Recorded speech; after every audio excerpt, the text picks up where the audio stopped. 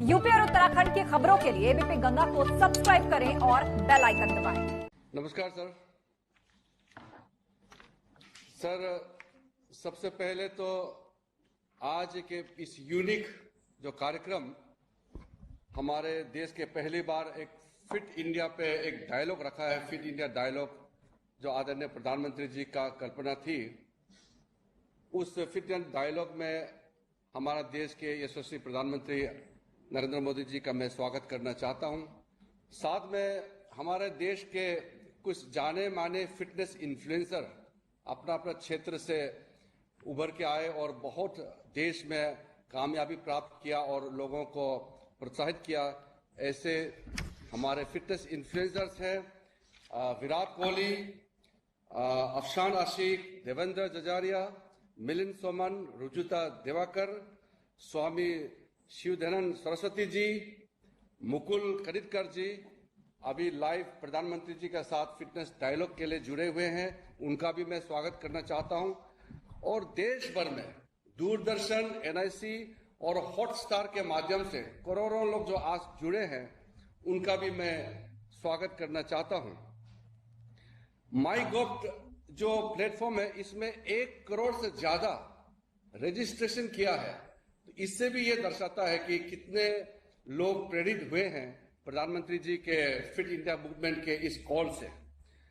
पिछली बार जब प्रधानमंत्री जी ने लॉन्च किया था फिट इंडिया मूवमेंट, उसमें एक अहम बात कही थी कि fit India movement people's movement बनना चाहिए।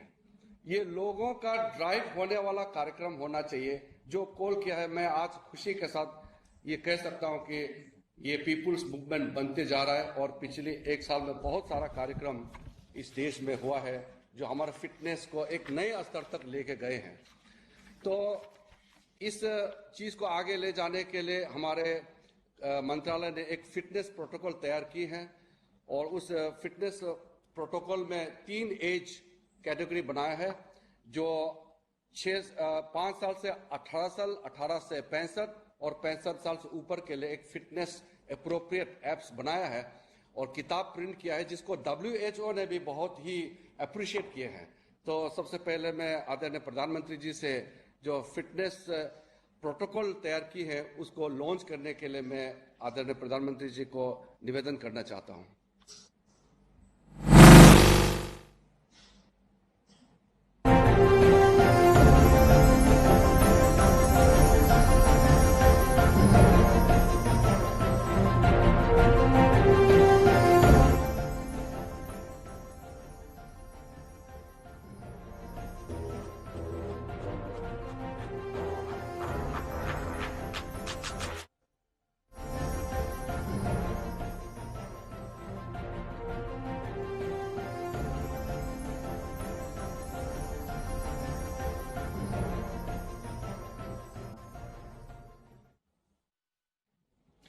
धन्यवाद आदरणीय प्रधानमंत्री जी।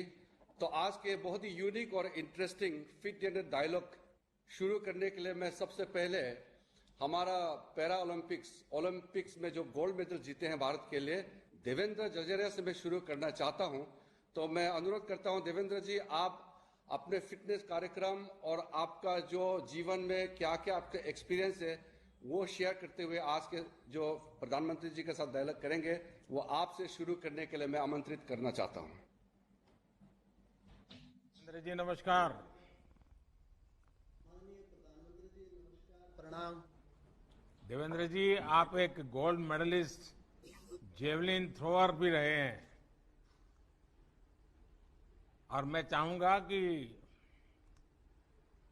शरीर में तकलीफ होने के बावजूद भी आप अपने फिटनेस रूटीन को जिस प्रकार से मेंटेन किया है और जिस प्रकार से आपने दुनिया में भारत का झंडा फहराया है, तो जरूर आपसे देश कुछ सुनना चाहेगा और मैं भी सुनना चाहूंगा।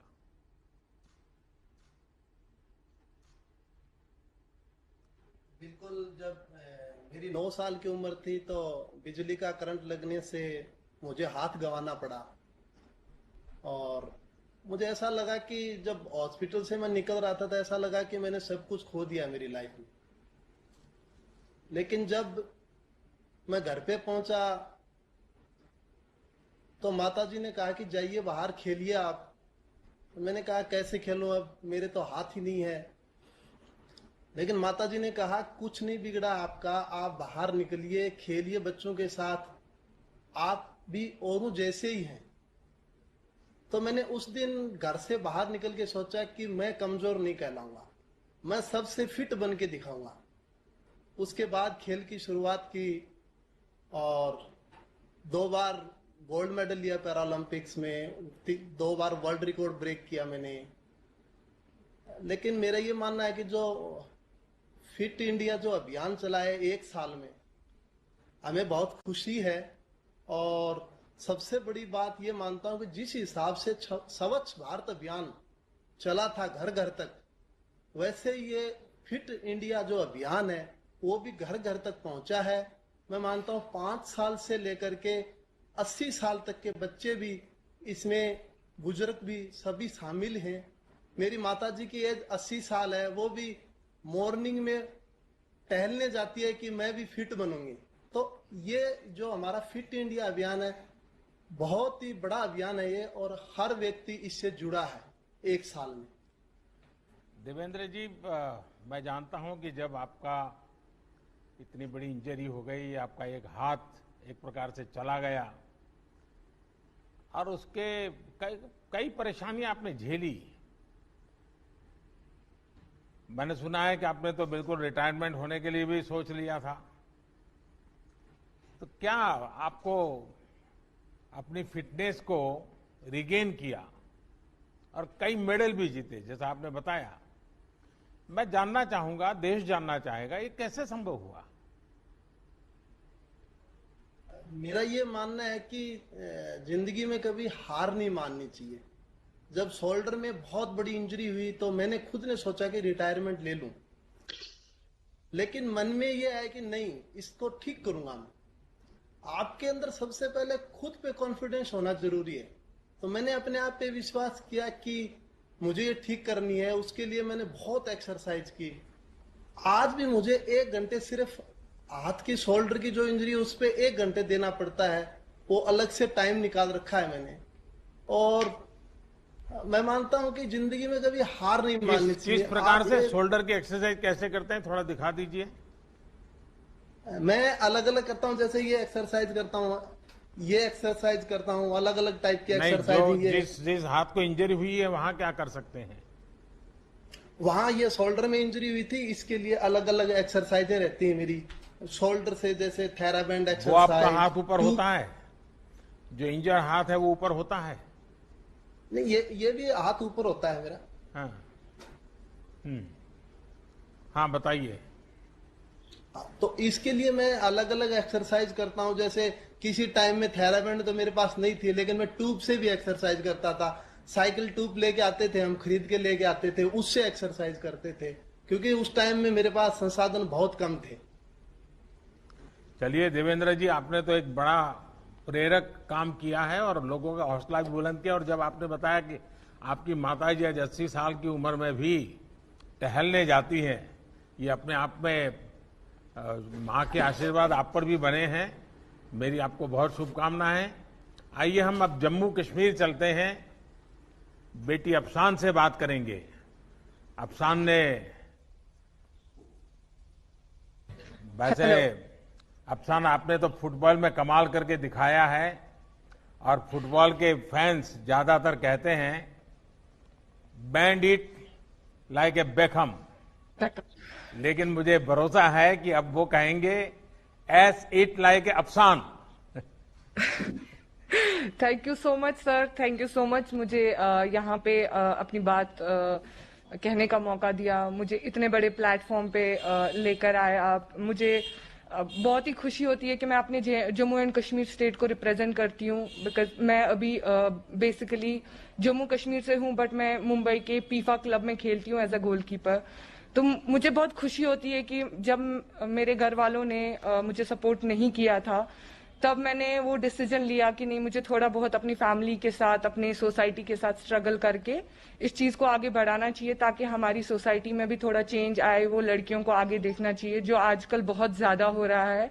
मैं जब भी बाहर जाती हूँ तो लड़कियों को एक्सरसाइजेस करते हुए, वॉक करते हुए या ग्राउंड में देखती हूँ तो मुझे बहुत ही खुशी होती है कि हमारे JNK स्टेट की लड़कियां भी आगे आ रही है।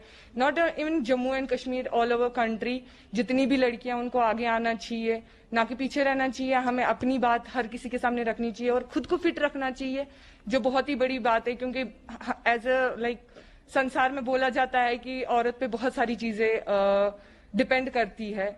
जैसे औरत माँ होती है, बेटी होती है, किसी की बहू भी बनती है, तो उसको बहुत सारी चीजों से गुजरना पड़ता है। तो उस चीज के लिए एक लड़की को फिट रहना बहुत जरूरी है।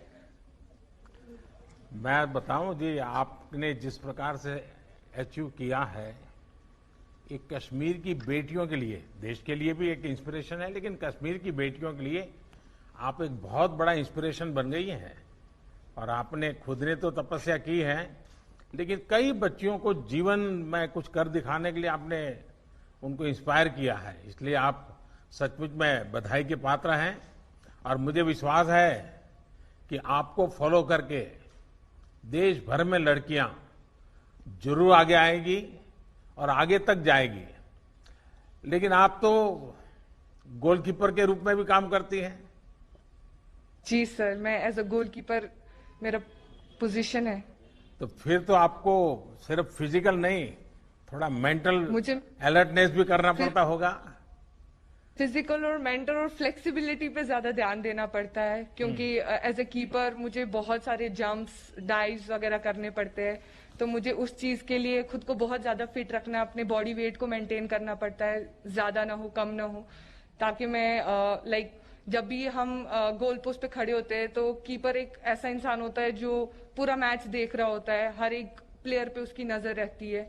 तो कीपर पे आई गेस मुझे लगता है 60% गेम डिपेंड रहता है, वो पूरा अपनी टीम को चलाता है। तो कीपर का फिजिकली फिट रहना जरूरी नहीं, मेंटली फिट रहना भी बहुत जरूरी है। आप इसके लिए जो करती हैं कुछ बताओगी, ताकि हमारे देश के नौजवानों को आपका रूटीन कैसे होता है, कैसे करती हैं आप, थोड़ा सा उनको गाइड करिए। मैं मोस्टली मॉर्निंग सुबह 5:30 ग्राउंड जाती हूँ, ग्राउंड पे अपना वर्कआउट स्टार्ट करती हूँ। मॉर्निंग में 5:30 उठ के पहले मेडिटेशन करती हूँ, ताकि अपना माइंड कूल एंड काम रख सकूँ। मैं जो हमारे MS धोनी है, कैप्टन है इंडियन टीम के, एक्स कैप्टन रह चुके हैं, तो मैंने उनसे बहुत कुछ सीखा है, क्योंकि वो बहुत ही कामली काम करते हैं। As a captain, as a player, he is very calm, और मुझे उनकी वो जो कामनेस है खुद में लाना बहुत अच्छा लगता है कि जैसे वो कामली काम करते हैं अपनी लाइफ में, हर एक को अपनी लाइफ में वैसे ही कामली काम करना चाहिए। अपने मेंटल स्ट्रेस को ज्यादा हाई नहीं करना चाहिए, अपने मेंटल स्ट्रेस को बैलेंस रखना चाहिए, ताकि जो दिन भर के काम होते हैं वो इजीली और स्ट्रेस फ्री कर सके। ठीक है, आजकल बच्चे फिजिकल एक्टिविटीज में शामिल होने के बजाय 24 घंटे स्क्रीन के सामने ही ज्यादा समय बिताते रहते हैं। प्रत्येक राज्य में फिट रहने की अपनी स्थानीय परंपरा रही है। आपने तो बचपन अपना, भले आज इस फुटबॉल को लेकर के आप मुंबई में आप काफी कुछ समय बिताती हैं, लेकिन हर एक राज्य की अपनी एक विशेषता होती है फिटनेस की। कश्मीर में वेदर भी हमेशा अनुकूल नहीं होता है, बहुत ही विपरीत रहता है। तो ऐसे में आप वहां की कौन सी ऐसी पारंपरिक चीजें हैं जो वहां के बच्चों के जीवन में, क्योंकि मैंने देखा है खेलकूद में कश्मीर के बच्चे शानदार है जी, अद्भुत है। ये नेचुरल फिटनेस में वहां क्या ऐसे तौर तरीके हैं? मोस्टली हम एक हाई एल्टीट्यूड पे रहते हैं, तो यहाँ पे जो ब्रीथिंग का जो प्रॉब्लम होता है, जब हम बाहर जाते हैं, दूसरे स्टेट्स में खेलने जाते हैं, तो हमें वो ब्रीदिंग प्रॉब्लम नहीं होता। हमारा स्टेमिना जो होता है वो बहुत ही ज्यादा अच्छा होता है उस लेवल के लिए जो हम यहाँ पे ट्रेनिंग करते हैं। और मैं वैली से बिलोंग करती हूँ, सब बोलते हैं पैराडाइज ऑन अर्थ है, तो डेफिनेटली पूरे चारों तरफ हमारी ग्रीनरी होती है जो हमें बहुत हेल्प करती है ब्रीथ करने में, हमें फ्रेश एयर मिलती है। That's very important for to breathe, कि हमें फ्रेश एयर मिलनी चाहिए, तो वो बहुत हेल्प करती है। और हमारे जो माउंटेन्स है, ऑल हमारे जो सराउंडिंग है माउंटेन से भरे पड़े हैं, तो डेफिनेटली उन चीजों से हमें बहुत हेल्प मिलती है। डेफिनेटली यहाँ पे ट्रैकिंग का बहुत ज्यादा, बच्चे ट्रैकिंग को बहुत दिलचस्पी लेते हैं ट्रैकिंग में, क्योंकि माउंटेन्स है उन चीज़ों से हमें बहुत हेल्प मिलता है। और हमारी जो मोस्टली जो होती है मन की शांति के लिए नेचर होना बहुत ज़रूरी है। अफसाना, आपको बहुत शुभकामनाएं और आप देश का भी नाम रोशन कीजिए और हमारे कश्मीर का नाम भी रोशन कीजिए। बहुत बहुत बधाई आपको। Thank you so much sir. आइए मिलिंद जी से बात करते हैं।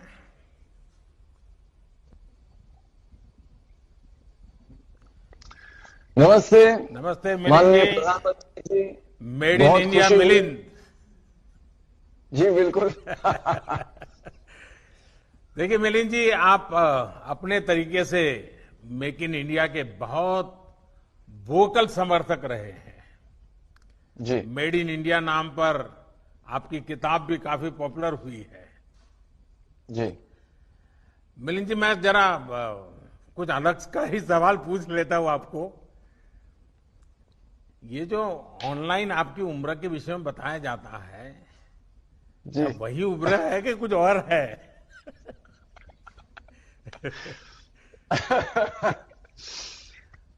लोग मेरे हिसाब से पहली बात तो मैं ये कहना चाहूंगा, ये फिट इंडिया मूवमेंट जो बनाया गया है ये तो बहुत जरूरी है और बहुत ही अच्छा काम कर रही है। हमारे देश में ऐसा ट्रेडिशन और कल्चर नहीं है कि सबको फिट रहने के लिए एक एफर्ट करना जरूरी है, मेहनत करना जरूरी है। अभी लोगों के समझ में आ रहा है कि हेल्थ के लिए और फिट रहने के लिए एक मेहनत करने की जरूरत होती है। तो ये तो बहुत ही अच्छी बात है जो फिट इंडिया मूवमेंट फैला रही है। जो आपने मुझे क्वेश्चन पूछा, तो बहुत लोग मुझे पूछते हैं कि आपकी उम्र अभी 55 साल की है, तो मैं उनसे कहता हूं, और आप इतने मतलब आयरन मैन किया है, अल्ट्रामैन किया, मैराथन दौड़ते हैं, 100 किलोमीटर दौड़ते हैं, 400-500 किलोमीटर दौड़ते हैं। 2012 में मैं दिल्ली से बॉम्बे भी दौड़ा था। तो लोग पूछते हैं कि इतनी उम्र में आप ये कैसे कर सकते हो? तो मैं उनसे कहता हूं कि मेरी मां है, 81 साल की है अभी, तो वो जो कर सकती है वो मैं सोचता हूं जब मैं उनकी उम्र तक पहुंचूंगा मुझे वैसा बनना है। तो मेरी मां एक मिसाल है वैसे मेरे लिए भी और बहुत सारे लोगों के लिए भी। और मैं ये सोचता हूं कि हम भूल गए हैं कि नॉर्मल क्या है। फिटनेस जो चीज है वो हमारे लिए नॉर्मल क्या है। हम सब जानते हैं कि हमारे जो पूर्वज थे, हमारे दादाजी थे, उनके दादाजी थे, वो कितने फिट थे। वो चलते थे 40 किलोमीटर चलते थे, 50 चलते थे। आज भी औरतें पानी लेने के लिए 40-40 किलोमीटर चलती हैं, अपना काम करती है, वो खेती में काम करती है। लेकिन शहरों में या जहां तक टेक्नोलॉजी फैल गई है, अभी इलेक्ट्रिसिटी है सबके पास, अभी सबके पास टेक्नोलॉजी है, इंटरनेट है, तो हम बैठते हैं और जितना हम बैठते हैं उतनी हमारी शक्ति कम हो जाती है, हमारा फिटनेस कम हो जाता है। तो जो नॉर्मल है एक इंसान के लिए कि कितना फिट रहना चाहिए नॉर्मली, कि 100 किलोमीटर आराम से कोई भी दौड़ सकता है, आराम से कोई भी चल सकता है। हम एक इवेंट करते हैं पिंकाथॉन औरतों के लिए, सिर्फ औरतों के लिए, जो 3 किलोमीटर से शुरुआत करती है और रेगुलर एक्सरसाइज के साथ वो फिर 100 किलोमीटर वो कर पाती है और उनकी उम्र होती है 60, 65, 70। तो ये जो मूवमेंट है फिट इंडिया मूवमेंट, ये अभी लोगों के समझ में आ रहा है कि हमारी काबिलियत क्या है, हमारी शक्ति क्या है, और सिर्फ फिजिकल शक्ति नहीं, मेंटल शक्ति क्या है। मिलिंद जी, आपने सही कहा, fitness knows no age, no और लिमिट। ये सच्चाई है। और मुझे किसी ने आपकी माताजी का वीडियो क्लिपिंग फॉरवर्ड किया था, अरे वाह, तो मैंने कम से कम 5 बार देखा होगा, वाह क्योंकि वाह, वो 81 उनका बर्थडे था और वो जी। 15 पुलअप्स कर रही है। पुशअप्स, जी हाँ, बिल्कुल। पुशअप कर रही हो। तो मैं हम एक दूसरे को बहुत इंस्पायर करते हैं। जी। उन्होंने मुझे इंस्पायर किया। 60 की उम्र में उन्हें ट्रेकिंग शुरू की। ओहो। उन्होंने किलिमंजारो जो माउंटेन है वो चढ़ा, एवरेस्ट बेस कैंप किया 60 की उम्र के बाद। तो वो तो सबको इंस्पायर करती है। मैंने भी उनको पुशअप सिखाए, स्क्वाट सिखाए, एक्सरसाइजेस सिखाए, जो आज वो रोज करती है। तो मिलिंद जी, आपकी माताजी को मेरा विशेष प्रणाम। Thank you sir, thank you. और आप नेशनल स्विमिंग चैंपियन भी रहे हैं। जी।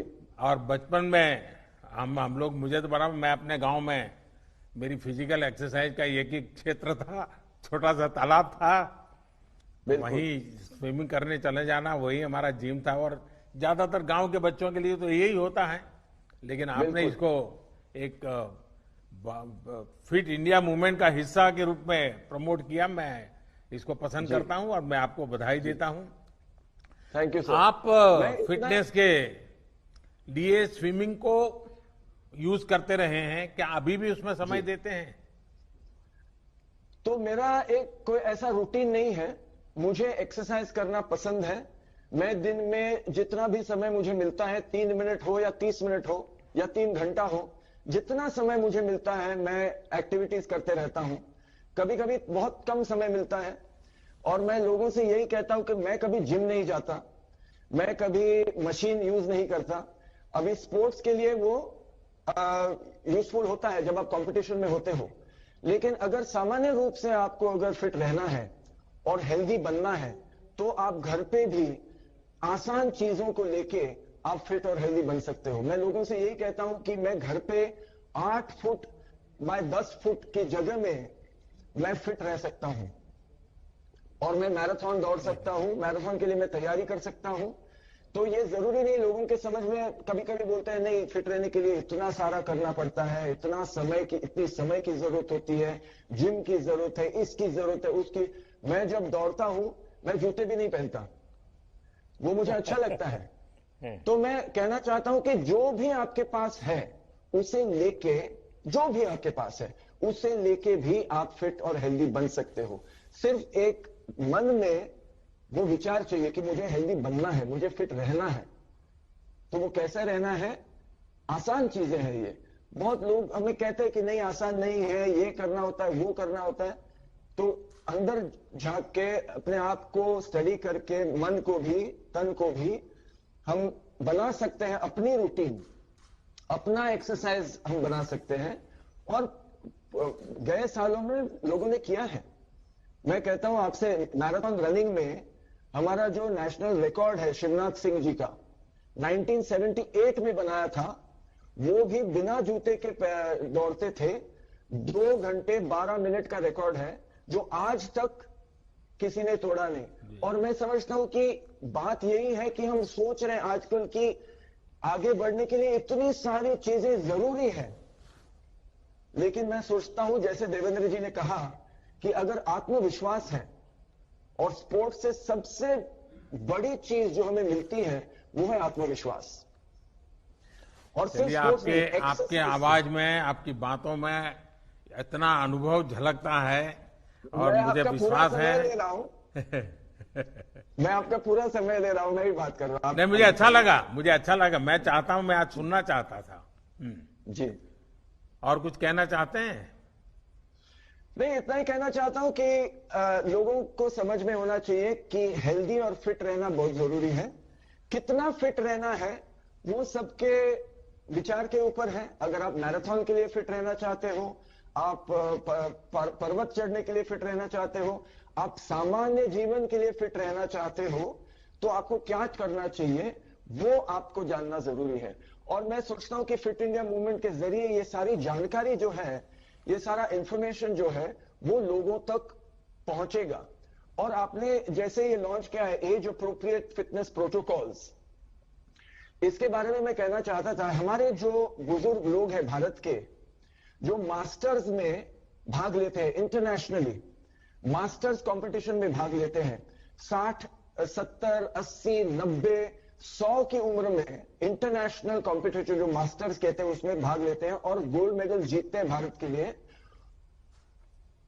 इनको अगर हम रिकॉग्नाइज करें तो आम लोगों के समझ में आएगा कि 40 की उम्र में जिंदगी खत्म नहीं होती, जिंदगी की शुरुआत हो सकती है 40 की उम्र में, 50 की उम्र में, 60 की उम्र में, 70 की उम्र में। जो पिंकाथॉन मैंने कहा आपसे इससे पहले, जो एक इवेंट है हम करते हैं औरतों के लिए, उनकी फिटनेस बढ़ाने के लिए, उसका मैस्कॉट है एक हमारी औरत जो पंजाब की है, मन कौर, आप तो जानते ही होंगे उनको। वो 104 साल की है। मिला हूं उनको। उन्होंने रन मिला है, बिल्कुल, मैंने देखे हैं फोटो, उन्होंने दिखाया है मुझे फोटो कि उन्होंने रनिंग की शुरुआत की 93 की उम्र में। तो ये जो कहानियां हैं जो भारत कर सकते हैं, बुजुर्ग लोग बहुत इंपॉर्टेंट है कि वो क्या कर रहे हैं आजकल, स्पोर्ट्स में क्या कर रहे हैं, एक्सरसाइज में क्या कर रहे हैं, क्योंकि वो तो पहले के जमाने के हैं, उनको जिम नहीं, सप्लीमेंट्स नहीं, एनर्जी ड्रिंक नहीं, कुछ नहीं लगता। मिलिंद जी, आपको ढेर सारे लोग ढेर सारे सवाल भी पूछते होंगे, आपके मन में भी कई सवाल खड़े होते हुए है ना। आपके लिए एक सवाल है, मेरे लिए एक आपके लिए सवाल है। एक मेंटल चीज है। अभी हम देखते हैं कि जो भी हम करना चाहते हैं लाइफ में, अक्सर लोग ऐसे भी होते हैं जो हमें पीछे रखते हैं, बोलते हैं कि नहीं नहीं ऐसा मत करो, वैसा मत करो, ये नहीं होगा, तुमसे नहीं होगा, या ये बहुत गलत है, तुम ये नहीं ना। ऐसे बहुत लोग होते हैं। और जैसे हम अभी सोशल मीडिया पे हैं तो बहुत सारे लोग और लोग कहने वाले हैं कि ऐसा मत करो, ऐसा मत करो, तुम बहुत बुरा कर रहे हो, ये कर रहे हो। कभी बोलते हैं कि अच्छा भी कर रहे हो, बहुत लोग करते हैं बुरा कर रहे हो। तो ऐसे समय में अभी आपके लिए भी बहुत होगा, मेरे लिए है, जैसे आप फेमस भी होते हो, किसी पोजीशन पे भी होते हो, तब और भी लोग आपको कहते हैं, मन में बहुत उसका प्रेशर होता है कि लोग मुझे बहुत बुरा कह रहे हैं, अच्छे भी कहते हैं, बुरा भी बहुत कहते हैं। तो उसको आप हैंडल कैसे करते हो? देखिए मिलिंद जी, आपने बड़ा अनोखा सा सवाल पूछा है। हमारे यहां कहा जाता है, निंदक नियरे राखिए, आंगन कुटी छवाए, बिन पानी साबुन बिना निर्मल करे सुभाए। देखिए, किसी भी काम को खुद के लिए नहीं करते, निजी स्वार्थ के लिए नहीं करते, हम पूर्ण समर्पण भाव से एक डिटैचमेंट के साथ जब करते हैं, सर्वजन हिताय सर्वजन सुखाय काम करते हैं, और अच्छा काम भी मोह भाव के बजाय कर्तव्य भाव से करते हैं, तो मेरा अनुभव है कि तनाव नहीं आता है, ऊपर से ऊर्जा आती है, नया करने की ऊर्जा आती है। उसी प्रकार से मुझे लगता है कि प्रतिस्पर्धा को हमने टांग खींचना नहीं मानना चाहिए। मैं समझता हूं प्रतिस्पर्धा एक तंदुरुस्ती की निशानी है, एक सोचने का तरीका है जी। पर यह तंदुरुस्ती तब अनुभव होगी जब हमारा ध्यान खुद से प्रतिस्पर्धा पर होगा जी। और मैं मानता हूं कि हर किसी ने अपनी लकीर बड़ी करने पर ध्यान केंद्रित करना चाहिए, दूसरे की लकीर कम करने में समय बर्बादी नहीं करना चाहिए। बिल्कुल, बातें चलती हैं, चलती रहेगी। चलिए मिलिंद जी, मुझे बहुत अच्छा लगा आज आपसे बात करने का मौका मिला। ठीक, थैंक यू भैया, थैंक यू, बहुत ही बड़ा थैंक यू। आइए रुजुता जी से बात करते हैं, क्योंकि लोगों को लगता है कि फिटनेस का मतलब है खाना पीना। नमस्ते। नमस्ते रुजुता जी। नमस्ते honourable Modi ji, thank you very much. यहाँ आके आपके साथ, आप सबके साथ मिलके और खास करके आपके साथ बातें करके बहुत अच्छा लगा। मुझे तो यही लगता है कि थैंक्स टू यू आज दाल चावल घी को अप्रूवल मिल रहा है हर एक घर में। नहीं तो हम पहले यही सोचते थे कि फ्री में अपनी दादी नानी ज्ञान बांट रही है तो उसको क्यों रुजुता सुने? जी, आपका जो ईट लोकल थिंक ग्लोबल का जो मंत्र, मैं समझता हूं आज के लिए तो भारत के लिए बहुत एकदम से मेल खा रहा है। और ये काफी कुछ जो मैं बताता रहता हूं, वोकल फॉर लोकल, और उसको भी एक प्रकार से बल दे रहा है। बिल्कुल। और आप तो हमेशा ईट लोकल के मंत्र को लेकर के हमेशा अपनी बात बताती हैं, और लोगों को आपकी बातों में रुचि भी है। तो मैं जरूर चाहूंगा कि आज बहुत बड़ी मात्रा में जब लोग सुन रहे हैं, तो ईट लोकल के पीछे आप क्या कहना चाहती हैं? ईट लोकल के पीछे मैं वही कहना चाहती हूँ जो आपने अब भी कहा, कि हमारे यहाँ हमेशा कहा गया है कि सर्वजन सुखाय सर्वजन हिताय। तो जब हम लोकल खाएंगे तो हर कोई अलग अलग खाता है, तो उनके यहाँ का जो खाना है उनके रीजन के हिसाब से जो वहां पर बनता है वही लोग खाते, अगर खाएंगे तो वहां के फार्मर्स के लिए या वहां के लोकल इकोनॉमी के लिए भी अच्छा है और ओवरऑल अर्थ के इकोलॉजी के लिए भी अच्छा है और हमारे हेल्थ के लिए तो अच्छा है ही। और ये नहीं होना चाहिए कि जब तक के कोई हैशटैग में हमारे ही खाने को हमारे सोशल मीडिया पर नहीं दिखाता तब तक हम लोग उसकी वैल्यू नहीं करते। जैसे कि घी को देख लीजिए आप, घी by the way PM sir, अभी आजकल यूएस में सबसे गूगल्ड वर्ड है how to say ghee, you know that's the most googled word.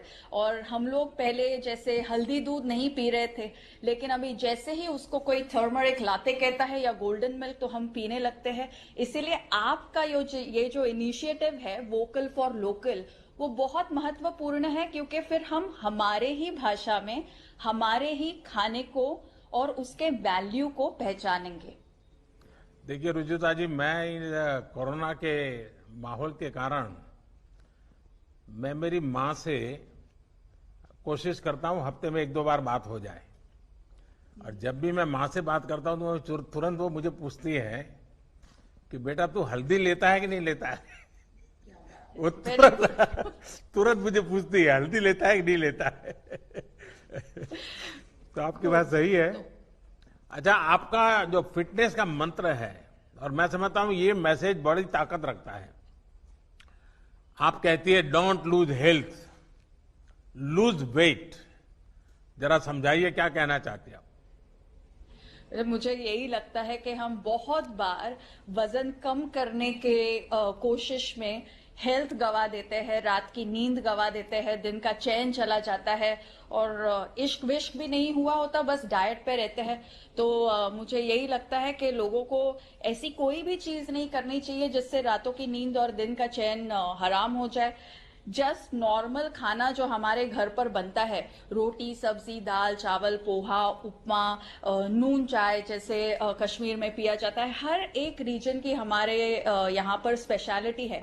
तो अगर घर का खाएंगे, पैकेट में से कम खाएंगे, और अभी 2020 भी चल रहा है, तो मेरे हिसाब से अगर हमारे जो पुरुष वर्ग है वो भी अगर हमारे साथ महिलाओं के साथ घर पर हमारे किचन्स में काम करेंगे तो हम लोग पैकेट में से कम खाएंगे, अपने ही किचन से ज्यादा खाएंगे, तो सेहत ऐसी ही बनी रहेगी। डिफॉल्ट में हम लोग अच्छी सेहत बना पाएंगे। तो लेकिन रुजुता जी, एक तरफ फिटनेस, एक तरफ डाइटिंग, सारा माहौल ऐसा बना हुआ है, उस समय अगर आप ईट मोर वाली बात करती है। देखिए, आपकी माँ जी जब आपको ये पूछती है कि आपने हल्दी ली कि नहीं, तभी आपको उन्होंने और एक सीख दी होगी, जो मैं आपको गारंटी देती हूँ कि 100% आप दोनों में ये बात हुई होगी। शायद जब आप छोटे होंगे आपने मे बी 2-3 चपाती खा ली होगी और आपने कहा होगा आज मैंने 3 चपातियां खा ली, तो आपने माँ ने आपको बोला होगा कि कभी गिनते नहीं है कि कितना खाया है, बस उतना ही खाओ जितना जरूरी है, और जो खाते हो वो आराम से चबा चबा के खाओ। आज ये विजडम कनाडा फूड गाइड में 2019 में साइंटिफिक विजडम आ गया, लेकिन हमारे घरों में हमारी माँ, हमारी दादी, हमारी नानी जो हमको प्यार से कह देती है या डांट के कह देती है, उसमें साइंस छुपा हुआ है, ये हम कभी कभी भूल जाते हैं। तो आपकी बात सही है, और कितना खाएं उसके बजाय कैसे खाएं और कैसा खाएं, इसका महत्व बहुत है। और मेरी अपनी भी एक रेसिपी है, ये मेरी अपना इनोवेशन है, ऐसा मेरा क्लेम नहीं है, लेकिन मैं ये जो ड्रमस्टिक है मोरिंगा, ये न्यूट्रिशन की दृष्टि से बहुत महत्वपूर्ण है, ऐसा मैं सुनता रहा हूं। तो फिर मैं खुद उसके परोठे बनाता था और मैं उसके परोठे खाता था, और मेरे सप्ताह में 1-2 बार आज भी मैं इसका उपयोग करता हूं। और आज मुझे लगा है, और आपने हैशटैग की चर्चा की है, तो मैं भी मेरी ये रेसिपी जरूर पब्लिक के लिए रखूंगा। बिल्कुल। रजुला जी, फार्म टू टेबल, ये आजकल इसकी बहुत चर्चा हो रही है। कई स्टार्टअप्स इस आधार पर आगे बढ़ रहे हैं। ये हमारे देश में सदियों पुराना विचार है और जैसे आपने कहा कि भाई हर परिवार में ये परंपराएं थी और अब धीरे धीरे 21वीं सदी का विचार भी बन गया है। मुझे पक्का विश्वास है कि आप जिन बेसिक चीजों को यानी बैक टू बेसिक एक प्रकार से कहें उसको प्रमोट कर रही हैं और आपकी बात ज्यादा से ज्यादा लोगों तक पहुंचे, ये बहुत अच्छा होगा। और मुझे अच्छा लगा आज आपसे बातें कर करके। आपका बहुत बहुत धन्यवाद। आइए हम एक नई दुनिया में प्रवेश करना चाहेंगे। अब फिटनेस की दुनिया के अलग लोग यहां आए, लेकिन फिटनेस का एक अलग लेवल भी होता है। और मुझे खुशी है कि स्वामी शिव दयानंद सरस्वती जी, उन्होंने आज हमारे बीच आकर के हमें आशीर्वाद भी देने का और मार्गदर्शन करने के लिए स्वीकार किया है। आईआईटी दिल्ली से इंजीनियरिंग और एमआईटी से मास्टर करने के बाद आपने ये मार्ग चुना है। लोगों को जरूर आश्चर्य भी होता होगा, आदर का भाव भी आता होगा और मुझे पक्का विश्वास है कि आपके संबंध में लोगों की जिज्ञासा भी बढ़ती होगी।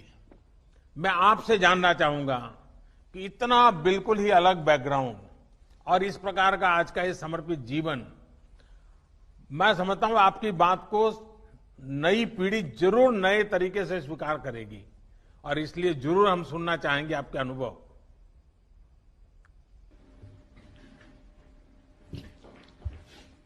हरिओम तत्सत। हरिओम तत्सत। बिहार योग विद्यालय और योग नगरी मुंगेर के नागरिकों की ओर से माननीय प्रधानमंत्री जी को और इस कार्यक्रम को देख रहे सभी लोगों को हमारा सादर नमस्कार, हार्दिक अभिनंदन। आपने जो प्रश्न किया माननीय प्रधानमंत्री जी, उसका उत्तर भी आप एक रूप से दे ही चुके हैं। सर्वजन हिताय और सर्वजन सुखाय का जो मंत्र आपने अपने जीवन का हम लोगों के सामने रखा है,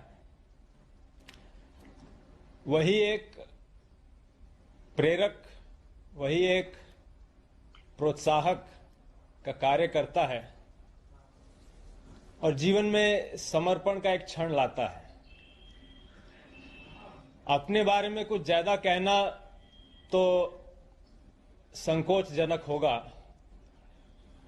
मैं यहां केवल अपनी गुरु परंपरा के महान विभूतियों का उल्लेख करना चाहूंगा।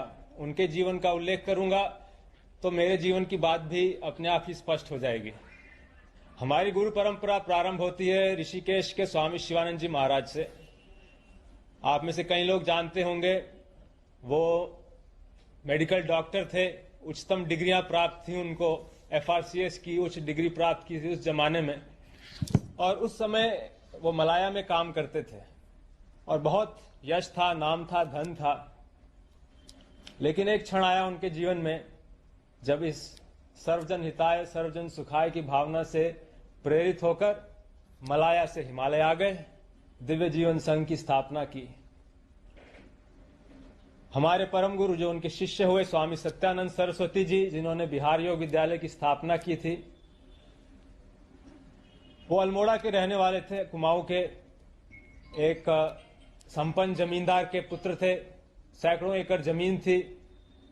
19 बरस की आयु में सब छोड़ के अपने गुरु चरणों में आए और संन्यास्त होकर अपने गुरु आदेश का पालन करते हुए उन्होंने बिहार योग विद्यालय की स्थापना की। उनका गुरु आदेश यही था कि योग को नगर नगर डगर डगर फैलाना है, योग को प्रतिष्ठित करना है, और यही काम स्वामी सत्यानंद जी ने किया।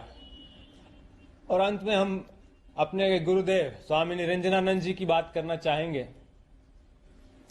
4 वर्ष की आयु में वो अपने गुरु के पास रहने के लिए आ गए। 4 वर्ष की आयु, जिस समय बच्चे खिलौनों से खेल रहे होते हैं, उन्होंने सब कुछ छोड़ के अपना जीवन समर्पित किया अपने गुरु के काम के लिए, गुरु के मिशन के लिए। ऐसी महान हस्तियों के सामने तो हम किस खेत की मूली हैं। इतना ही कहेंगे कि उन्हीं की प्रेरणा, उन्हीं की शिक्षा को अपने सामने रखते हुए उनके पद चिन्हों पर चलने का एक छोटा सा प्रयास है। योग के माध्यम से जनमानस में हम जितना उत्थान ला सकें, जितनी एक सजगता ला सकें, जिससे लोग अपने जीवन को उत्तम, श्रेष्ठ, योगमय और सुंदर बना सकें, यही एक भाव है जो हमें प्रेरित करता है। स्वामी जी, आपने पुरातन शास्त्र परंपरा और आधुनिक विज्ञान, आप टेक्नोलॉजी से जुड़े इंसान हैं, बड़ा अद्भुत संयोग किया है। आपने आश्रम का एनवायरनमेंट और उसको एकदम से इंस्टीट्यूशनल लर्निंग, यानी एक अद्भुत कॉम्बिनेशन आपने आधुनिक भारत के लिए दिया है। मैं जरूर समझना चाहूंगा कि इतना बढ़िया कॉम्बिनेशन जो आने वाले दिनों में लोगों का ध्यान जरूर उस पर जाएगा, इसके पीछे की थोड़ी कल्पना मैं सुनना चाहूंगा। इसके पीछे की जो विचारधारा है, जो हमको प्रेरित करती है, वो हमारे सभ्यता और संस्कृति की प्राचीन गुरुकुल पद्धति है। गुरुकुल में छोटी उम्र से ही बच्चे आके रहते थे, वहीं गुरु के साथ रहते थे, तो पूरा एक आवासीय माहौल बनता था, जिसमें न केवल बौद्धिक शिक्षा प्राप्त होती थी, मुख्य चीज थी कि वो अनुभवात्मक रहती थी। जो चीजें केवल सिद्धांत के तौर पर कही जाती थी, अब वो जीवन में उतरने का एक मौका मिलता था। तो हमारे आश्रम में भी यही एक शिक्षण की पद्धति है। हमारे आश्रम में जितने भी सत्र चलते हैं योग प्रशिक्षण के, वो पूर्णतः आवासीय होते हैं, क्योंकि हमारा मानना है कि योग मात्र एक अभ्यास नहीं है, वो एक जीवन शैली है, जीवन जीने की विधा है। और उसको केवल लेक्चर से या सिद्धांतों को सुनकर समझकर पूरी तरह आत्मसात कर पाना संभव नहीं, उसको जीना पड़ता है। और आश्रम वो एक माहौल, एक वातावरण उपलब्ध कराता है कि हम योग के इन सिद्धांतों को अपने जीवन में उतार सकें। तो वो जो अनुभवात्मक प्रशिक्षण है, वो हमने खुद अपने जीवन में देखा है। और अपने जो जितने भी विद्यार्थी आते हैं, शुरू में भले ही उनको थोड़ा सा अजीब लगता हो, क्योंकि सब काम स्वयं करते हैं, आश्रम में कहीं कोई सेवक नौकर नहीं, एक स्वावलंबन की भावना आती है। हम देखते हैं लड़के लड़कियां आते हैं, कभी अपना कपड़ा साफ नहीं किया, कभी बर्तन साफ नहीं किए, आश्रम में आके हर चीज स्वयं करनी पड़ती है। शुरू में अजीब लगता है, लेकिन जिस समय वो जाते हैं, कह के जाते हैं कि इस अनुभव ने हमारे जीवन में एक बहुत बड़ा सकारात्मक परिवर्तन लाया है। तो ये हमारे प्रशिक्षण की विशेषता है। स्वामी जी, जो बात सबसे इंटरेस्टिंग लगती है वो है आज के समय के हिसाब से योग को ढालना। जिस तरह से समय बदला है, लोगों की लाइफस्टाइल बदली है, आपने योग को उन जीवन शैली के साथ बहुत बहुत कुशलता से उसको फिट किया है। यानी जो आजकल के जो कॉमन प्रॉब्लम है, वो लोग कहते हैं टाइम नहीं है, दिखना नहीं, फलाना है, नहीं है, लेकिन उसमें भी आपने कुछ न कुछ रास्ता खोजा है। अगर वो भी थोड़ा देशवासियों को आप गाइड करेंगे। बहुत अच्छा प्रश्न किया है आपने माननीय प्रधानमंत्री जी, क्योंकि जब योग सीखने और करने की बात आती है, लोगों की यही प्राय शिकायत रहती है, समय नहीं है। आसन प्राणायाम करने हैं, हमको 1 घंटे का समय लगेगा, इतना समय हम अपनी व्यस्त दिनचर्या में से नहीं निकाल सकते। इसी को मद्देनजर रखते हुए हमारे गुरु स्वामी निरंजनानंद जी ने एक योग कैप्सूल का सिद्धांत प्रतिपादित किया है। योग के छोटे छोटे अंग, जिनको आप अपने जीवन, दैनिक जीवन के अलग अलग समय पर अपने जीवन में शामिल करके योग का अधिकतम लाभ ले सकते हैं। जिसे कहा जाए कि maximum bang for the minimum buck, अधिकतम लाभ न्यूनतम समय और न्यूनतम उसमें समय देकर। और ये जो कैप्सूल है, संक्षेप में कहें तो ये 5 कैप्सूल हैं। इसे पंचमुखी कैप्सूल साधना समझ लीजिए। इसका पहला कंपोनेंट है मंत्र। दूसरा आसन, तीसरा प्राणायाम, चौथा शिथिलीकरण या रिलैक्सेशन, पांचवा ध्यान। क्योंकि ये हम लोगों का मानना है कि फिटनेस केवल शारीरिक नहीं है, वो एक उसका आवश्यक अंग है, लेकिन योग में हम फिटनेस को एक समग्र रूप से देखते हैं।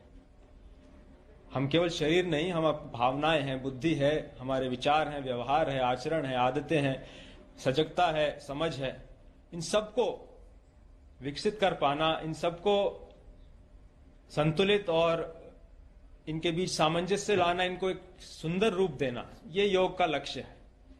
तो यदि इसको इस तरीके से किया जाए, मंत्रों की साधना का समय भी एक निर्धारित है। वो समय है कि सवेरे जगते ही, जिस समय आपने बिस्तर भी नहीं त्यागा हो, क्योंकि उस समय आपका अवचेतन मन सक्रिय है, सबकॉन्शियस माइंड। उस समय किया गया मंत्र आपके व्यक्तित्व के गहन आयाम में पहुंचता है और आपके दिन भर की गतिविधियों को सकारात्मक रूप से प्रभावित करता है। कई लोग धर्मों को मंत्र को धर्मों से जोड़ देते हैं। ये हम समझते हैं मंत्र के गहन और प्राचीन विज्ञान के साथ बहुत बड़ा अन्याय है। मंत्र तो ध्वनि का विज्ञान है, धर्म तो बहुत बाद में आए, और इन मंत्रों का प्रयोग करके, और सरल से मंत्र जो हमारी संस्कृति में शुरू से चलते आए हैं, महामृत्युंजय मंत्र है, गायत्री मंत्र है, दुर्गा जी के 32 नाम हैं, सरल से मंत्र जिनको यदि आप सवेरे एक प्रथम कैप्सूल के रूप में अपनी दिनचर्या का अंग बनाएं, तो आप पाएंगे कि एक आश्चर्यजनक परिवर्तन आया है आपके मानसिकता में, आपके भावनात्मक प्रतिक्रियाओं में, आपके आध्यात्मिक विकास में। स्वामी जी, आपका ये कैप्सूल का पंचामृत आपने कैप्सूल की तरह ही आज परोसा है, और मुझे विश्वास है कि आपका ये कैप्सूल का पंचामृत सबके भलाई में काम आएगा। लेकिन आपने समय दिए, आशीर्वाद दिए, मैं आपका आभारी हूं। आइए हम विराट कोहली जी के साथ बात करने के लिए चलते हैं। विराट जी, आपका तो नाम भी विराट और काम भी विराट। नमस्कार सर। दुबई में से आज समय निकाला, और वहां तो ये खेल आपका बड़ा तनावपूर्ण रहता है, उसमें भी आपने, और अपनी भागदौड़ भरी जिंदगी में अभी जो फिटनेस रूटीन फॉलो करते हैं, मैं जरूर चाहूंगा, देश भी जानना चाहेगा, क्योंकि नौजवान आपको, आपकी हर गतिविधि को देखता है, ये आपको कैसे मदद करता है? पहली बात तो बहुत बहुत धन्यवाद सर, यहाँ पे हम सबको बुलाने के लिए। एक सब लोगों ने फिट इंडिया मूवमेंट के बारे में बात करी, और इसके फायदे, इसके लाभ हमको रोज अपनी डेली लाइफ में किसी ना किसी तरीके से दिखते हैं। सबने अपने एक्सपीरियंसेस बताए। मिलिंद जी ने भी बहुत अच्छी बातें रखी, बहुत इंस्पिरेशनल उनका भी काम रहा है, उनकी जर्नी रही है पिछले कुछ सालों में, मैंने भी बहुत ऑब्जर्व किया है। और मेरे खुद के एक्सपीरियंस में सर एक ट्रांजिशन एक्सपीरियंस करने को मिला मुझे, कि जिस पीढ़ी में हम खेलना शुरू हुए और जो उस समय खेल की हमारी डिमांड्स थी, वो बहुत तेजी से बदली एक समय के बाद। और मुझे ये एक्सपीरियंस हुआ कि जो एक हमारा सिस्टम बन चुका था, हमारा एक रूटीन बन चुका था, वो हमारे खेल के डिमांड्स के लिए सही नहीं था, और उसे बदलना जरूरी था, क्योंकि हमारा खेल बहुत तेजी से आगे बढ़ रहा था, और मुझे ऐसा महसूस हुआ कि हम कुछ फिटनेस के पॉइंट ऑफ व्यू से पीछे छूट जा रहे थे। हमारी स्किल में कभी कोई प्रॉब्लम नहीं थी। तो एक स्वामी जी ने भी बात रखी, आपने भी बात करी, मिलिंद जी ने भी पहले बताया, एक जो सेल्फ रियलाइजेशन की बात है, कि आपको खुद से रियलाइज हो कि मुझे क्या बदलना है अपने अंदर। तो मुझे वो एक समय पे खुद भी एक्सपीरियंस हुआ कि नहीं, फिटनेस जो है वो प्रायोरिटी होनी चाहिए। और अगर मैं आपको ऑनेस्टली बताऊं तो पहले खेल को अच्छा करने के लिए फिटनेस मैंने शुरू करी, लेकिन आज अगर प्रैक्टिस मिस भी हो जाए तो मुझे इतना खराब नहीं लगता, लेकिन अगर फिटनेस सेशन मेरा मिस हो जाए या एक्टिविटी मिस हो जाए तो मुझे ज्यादा खराब लगता है। तो इसके फायदे जो हैं सर, वो सबसे पहले आपको ये जो नया मंत्र जगा, तो दिल्ली के छोले भटूरे को ही बहुत दुखता हुआ होगा। बहुत ज्यादा सर, मतलब जो अभी हमने थोड़ी देर पहले बात करी कि हमारा जो नेटिव डाइट है एक, जिस रीजन से हम आते हैं उसका जो हम वो खाते हैं, उससे मैंने कभी एक्सपीरियंस नहीं किया कि हेल्थ इश्यूज हुए हो या किसी को कोई बीमारियों का सामना करना पड़ा हो। मेरी खुद के एक्सपीरियंस में मेरी नानी मैंने बहुत समय तक देखा, इतनी ज्यादा उम्र में भी उनकी हेल्थ हमेशा ठीक रही, हमेशा उन्होंने घर का सिंपल खाना खाया। तो मैं जब पला बड़ा तो शहरी खाना मतलब बहुत ज्यादा बाहर का खाना होता था, खेलने कूदने जाते थे तो आते जाते बहुत सारी चीजें ऐसी खा ली कि जो हेल्थ पॉइंट ऑफ व्यू से अच्छी नहीं है। तो डाइट का भी एक बहुत बड़ा कंट्रीब्यूशन था, जो डिसिप्लिन नहीं था। तो वो फिजिकल फिटनेस और डाइट दोनों चेंज करना पड़ा सर। उसकी वजह से ही चेंजेस आने शुरू हुए। और मैं इस चीज से इसलिए रिलेट कर पाता हूँ क्योंकि जैसे हमारे खेल में चेंजेस आए, आज की लाइफ की भी डिमांड्स बहुत ज्यादा हो गई हैं, बहुत हेक्टिक हो गई है लाइफ। तो अगर हम अपनी फिटनेस को उस पेस के साथ नहीं रखेंगे, सिंक में नहीं रखेंगे, तो हम पीछे छूटते चले जाएंगे। तो अगर हम लोग अपनी फिटनेस को नहीं इंप्रूव करते तो हमारे खेल में भी आज हम बहुत पीछे छूटते चले जाते हैं। क्योंकि आप सिर्फ अपनी स्किल पे डिपेंड नहीं कर सकते, आपका जो मेंटल स्ट्रेंथ है, वो आपका शरीर कितना तंदुरुस्त है और आपका दिमाग कितना तंदुरुस्त है, उस दोनों का एक कॉम्बिनेशन साथ में चलता है। तो अगर मेरा शरीर सपोर्ट नहीं कर रहा है जो मेरा दिमाग सोच रहा है, तो मैं जो करना चाहता हूं मैं नहीं कर पाऊंगा। तो मुझे सामने कैलोरी कम करने का भी तो चैलेंज रहता होगा और इतना बड़ा काम करने का भी चैलेंज रहता होगा, उसको कैसे हैंडल करते हैं? सर मैंने अभी जो अपने अनुभव में मैंने ये चीज एक्सपीरियंस करी है वो ये है कि खाने के बीच में समय देना बहुत जरूरी है।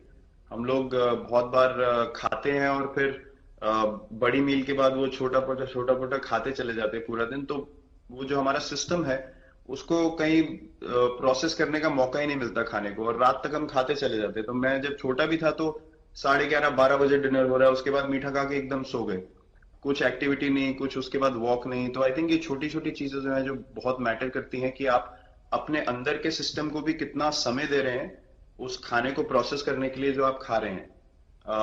तो उसके लिए अवेयरनेस बहुत जरूरी है कि आप किस वजह से कर रहे हैं। आप अपने आप को ओवरऑल फिट रखने के लिए कर रहे हैं या फिर सिर्फ वेट लॉस के लिए कर रहे हैं, जैसे अभी रुजुता जी ने बोला। तो प्रायोरिटी बहुत जरूरी है अपने दिमाग में कि आपकी इंटेंशन ठीक होनी चाहिए, फिर अकॉर्डिंगली आपके रिजल्ट्स भी वैसे ही आएंगे बाहर। मैंने सुना है कि इन दिनों टीम के लिए एक योयो टेस्ट हो रहा है।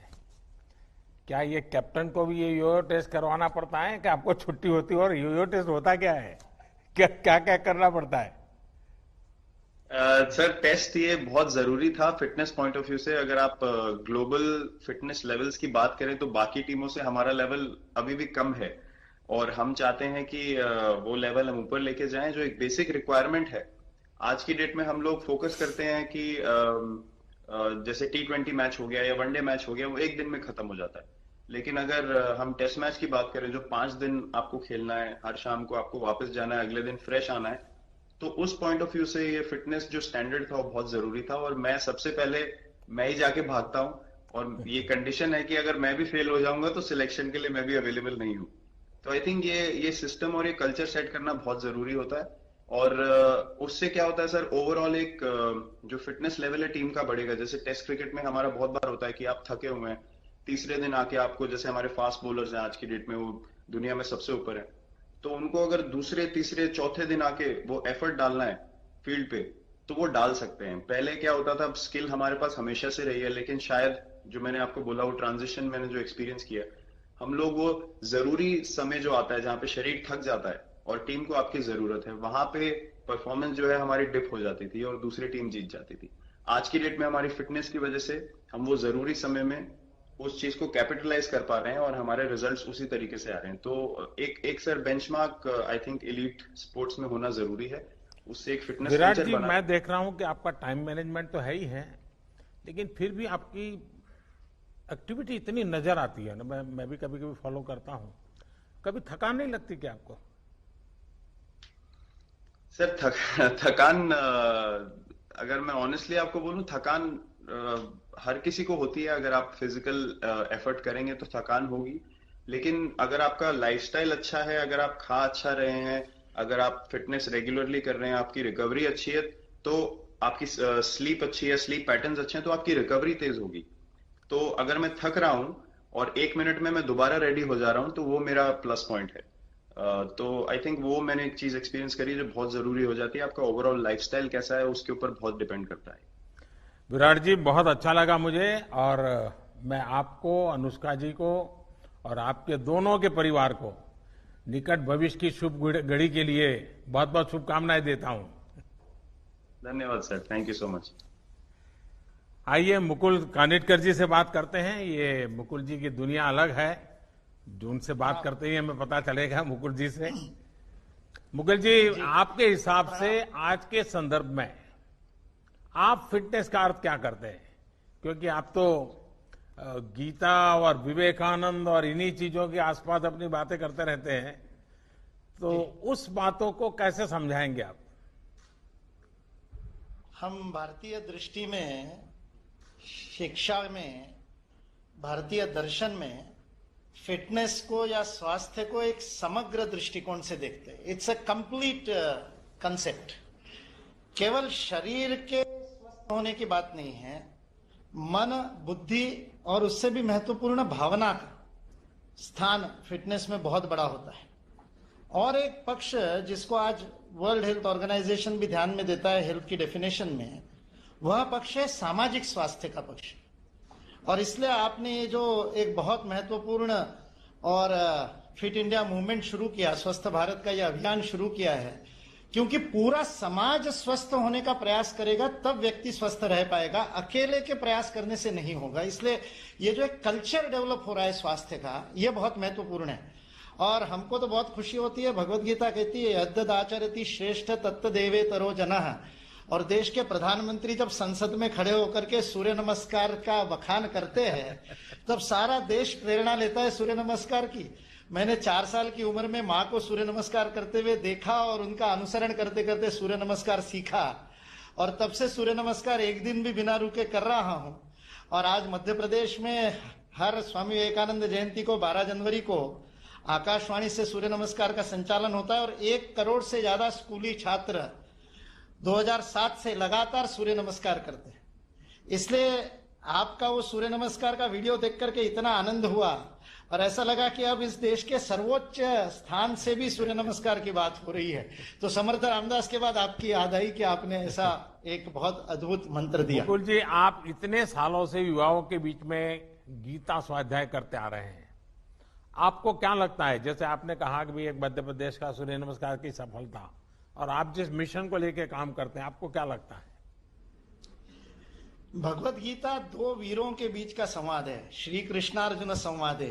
कृष्ण वह है जिसने 1 उंगली पर गोवर्धन उठा लिया था, और अर्जुन को सव्यसाची कहते हैं, दाहिने बाएं दोनों हाथ से गांडी उठा करके 24 घंटे बिना नींद लिए कर्म करने की क्षमता। इसलिए भगवत गीता 2 सबसे फिट लोगों के बीच का संवाद है। इसलिए गीता का स्वाध्याय यह फिटनेस का मंत्र है, और उससे आदमी के मन में वह जागृति होती है कि मेरे को अपने जीवन में सब स्तर पर, शरीर, मन, बुद्धि, भावना के स्तर पर, और उससे भी ऊंचा आध्यात्मिक स्तर पर, स्पिरिचुअल लेवल पे भी फिट होना बहुत आवश्यक है, ताकि मेरा मन मेरे शरीर में फिट हो, मैं परिवार में फिट हूं, मेरा परिवार समाज में फिट हो, समाज पूरे राष्ट्र की आवश्यकता में फिट हो, और हमारा राष्ट्र विश्व में योगदान करने के लिए विश्व समुदाय में फिट हो। तब तो माता भूमि पुत्रो हम पृथिव्याम होगा, और हम पर्यावरण को भी फिट करेंगे। इसलिए ये फिटनेस एक भगवत गीता एक समग्र विचार हमको देती है, एक दृष्टि देती है। और इसलिए मैंने हमेशा पाया, पिछले 30 वर्षों से युवाओं के बीच में गीता स्वाध्याय कर रहा हूं, तो युवाओं को जब ये दृष्टि देते हैं तो वो कहते हैं, पहले तो हम सोचते थे गीता रिटायरमेंट के बाद की बात है, अब पता चलता है गीता पढ़ेंगे तो रिटायर होंगे ही नहीं, रीटायर होते रहेंगे, बार बार टायर बदलते रहेंगे और नई नई पारी खेलते रहेंगे। यह युवाओं को प्रेरणा भगवत गीता से मिलती है। मुकुल जी, आप शिक्षा और युवाओं को लेकर पैशनेट है। आप यानी युवाओं के मन में भी आपसे कुछ न कुछ जानने की इच्छा रहती है। मेन चीज है मेंटल फिटनेस, इमोशनल फिटनेस। क्या उसके संबंध में आप कुछ बात सरलता से समझा पाएंगे?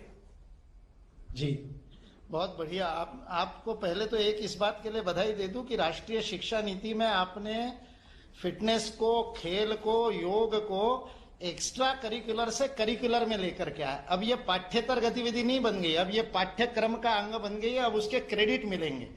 ये एक बहुत अद्भुत क्रांतिकारी काम इस राष्ट्रीय शिक्षा नीति 2020 में हुआ है, उसके लिए आपको बहुत बड़ी बधाई। मैं से हम की प्रक्रिया है, ये जो व्यक्ति केंद्रित विचार के कारण फिटनेस में गड़बड़ होती है, चाहे वो फिर आहार की बात हो, चाहे विहार की बात हो, चाहे व्यायाम की बात हो। जो सर्वे भवन्तु सुखिना का मंत्र है, वह मंत्र होता है मैं के विस्तार से। इसलिए मेंटल और इमोशनल फिटनेस जो है वह निस्वार्थता की ओर ले जाने वाली है। स्वामी विवेकानंद का वाक्य है, एन ऑन्स ऑफ अनसेल्फिशनेस। एक रत्ती भर भी निस्वार्थता आपको टनों शक्ति प्रदान करती है, इतनी बड़ी मनोशक्ति प्रदान करती है। ये जो ताकत देने वाली बात है, जब मैं व्यक्तिगत स्वयं के लिए काम करता हूं और जब मैं उसी काम को परिवार के लिए करता हूं, तो मेरे मन का विस्तार होता है, मेरी भावना का विस्तार हो, मेरा पर्पस ऑफ लाइफ बड़ा हो जाता है। और आज आप सारे काम देश के लिए करते हैं, 24 घंटे देश के लिए काम करते हैं। विराट कोहली जी जब देश के लिए खेलते हैं और जब क्लब के लिए खेलते हैं, उनके खेल में हम देखने वालों को फर्क दिखाई देता है। जब मैं राष्ट्र के लिए स्वयं को दांव पर लगाता हूं तो मेरी इफिशियंसी बदल जाती है, क्योंकि मेरी भावना का उतना विस्तार होता है। फिर 135 करोड़ भारतवासियों का भावनात्मक संबल भी मुझे मिलता है।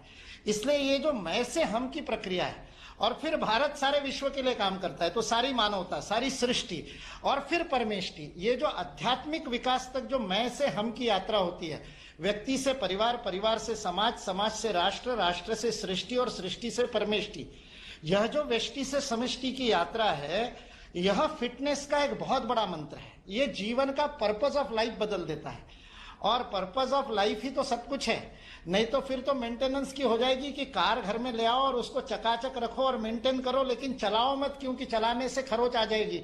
वैसे ही शरीर को केवल मेंटेन करना तो फिटनेस नहीं है। उस शरीर मन बुद्धि से बने हुए व्यक्तित्व का एक गंतव्य है, एक लक्ष्य है, एक पर्पस ऑफ लाइफ है, एक मकसद है, जिसको प्राप्त करने के लिए हमको काम करना है।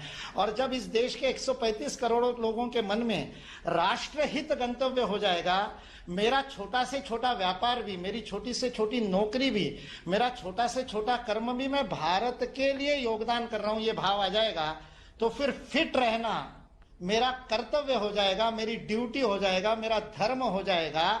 लग्जरी नहीं रहेगा, it won't be a luxury, it will be my prime duty कि मैं फिट रहूंगा तो भारत फिट रहेगा। इसलिए इस भाव को आपने जगाया, इसके लिए आपको बहुत बहुत मन से प्रणाम और हृदय से धन्यवाद।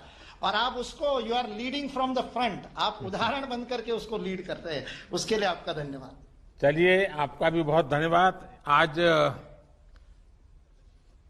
देश के वो प्रेरणा देने वाले ऐसे 7 महानुभावों का भी मैं विशेष रूप से आभार व्यक्त करता हूं, क्योंकि आपने समय निकाला और आपके खुद के अनुभवों को बताया।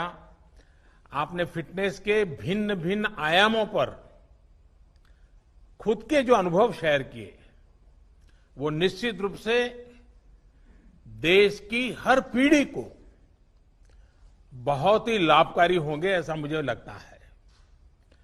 आज का ये डिस्कशन हर आयु वर्ग के लिए और भिन्न भिन्न रुचि रखने वालों के लिए भी बहुत ही उपयोगी होगा। फिट इंडिया मूवमेंट की फर्स्ट एनिवर्सरी पर मैं सभी देशवासियों के अच्छे स्वास्थ्य की कामना करता हूं। 1 साल के भीतर भीतर ये फिटनेस मूवमेंट ऑफ पीपल भी बन चुका है और मूवमेंट ऑफ पॉजिटिविटी बन चुका है। देश में हेल्थ और फिटनेस को लेकर निरंतर अवेयरनेस में बढ़ोतरी होती चली जा रही है और एक एक्टिवनेस भी बढ़ी है।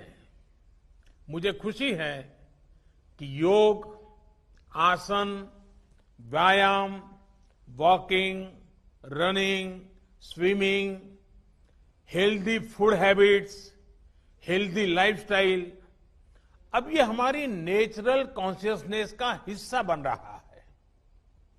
साथियों, फिट इंडिया मूवमेंट ने अपना 1 साल एक ऐसे समय में पूरा किया है जिसमें करीब करीब 6 महीने अनेक प्रकार के रिस्ट्रिक्शन के बीच हमें गुजारा करना पड़ा है। लेकिन फिट इंडिया मूवमेंट ने अपने प्रभाव और प्रासंगिकता को इस कोरोना काल में सिद्ध करके दिखाया है। वाकई फिट रहना उतना मुश्किल काम नहीं है जितना कुछ लोगों को लगता है। थोड़े से नियम से और थोड़े से परिश्रम से आप हमेशा स्वस्थ रह सकते हैं। फिटनेस की डोज आधा घंटा रोज। मैं दोबारा सुनाता हूं, फिटनेस की डोज आधा घंटा रोज। इस मंत्र में सभी का स्वास्थ्य, सभी का सुख छिपा हुआ है। फिर चाहे योग हो या बैडमिंटन हो, टेनिस हो या फुटबॉल हो, कराटे हो या कबड्डी, जो भी आपको पसंद आए, कम से कम 30 मिनट रोज कीजिए।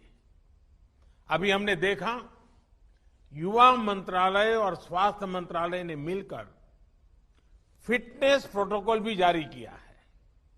साथियों, आज दुनिया भर में फिटनेस को लेकर जागरूकता है।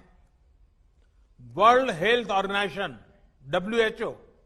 WHO ने global strategy on diet, physical activity and health, उसको एक प्रारूप दिया है और प्रचारित किया है। फिजिकल एक्टिविटी पर ग्लोबल रिकमेंडेशन भी जारी किए हैं। आज दुनिया के अनेक देशों ने फिटनेस को लेकर नए लक्ष्य बनाए हैं और उन पर अनेक मोर्चों पर वो काम कर रहे हैं, अनेक प्रकार के काम कर रहे हैं। ऑस्ट्रेलिया, जर्मनी, ब्रिटेन, अमेरिका, ऐसे अनेक देशों में इस समय बड़े पैमाने पर फिटनेस का अभियान चल रहा है और उनके ज्यादा से ज्यादा नागरिक डेली फिजिकल एक्सरसाइज करें, फिजिकल एक्सरसाइज के रूटीन से जुड़े। साथियों, हमारे आयुर्विज्ञान शास्त्रों में कहा गया है, सर्व प्राणी भृताम नित्यम आयुहु युक्तिम अपेक्षते दैवे पुरुषाकारे च स्थितम ही अश्य बलाबलम। अर्थात संसार में श्रम, सफलता, भाग्य सब कुछ आरोग्य पर, हेल्थ पर ही निर्भर करता है।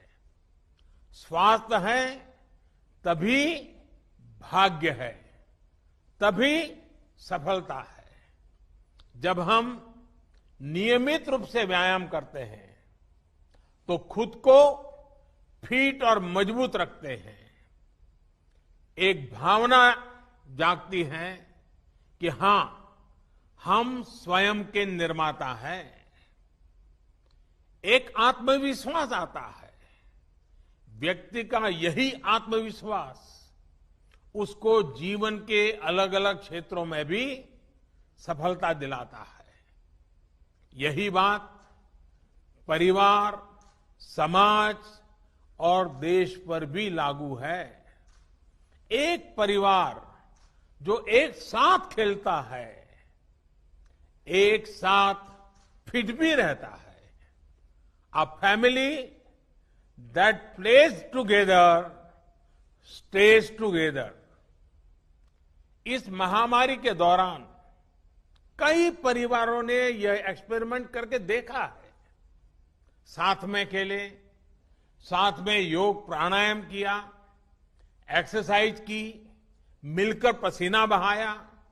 अनुभव यह आया कि यह फिजिकल फिटनेस के लिए तो उपयोगी बना ही, लेकिन उसका एक और बाय प्रोडक्ट के रूप में emotional bonding, better understanding, mutual cooperation, ऐसी अनेक बातें भी परिवार की एक ताकत बन गई, सहजता से उभर करके आई। आमतौर ये भी देखने में आता है कि कोई भी अच्छी आदत होती है उसे हमारे माता पिता ही हमें सिखाते हैं, लेकिन फिटनेस के मामले में अब थोड़ा उल्टा हो रहा है। अब युवा ही इनिशिएटिव ले रहे हैं और माता पिता को भी एक्सरसाइज करने, खेलने के लिए मोटिवेट करते हैं।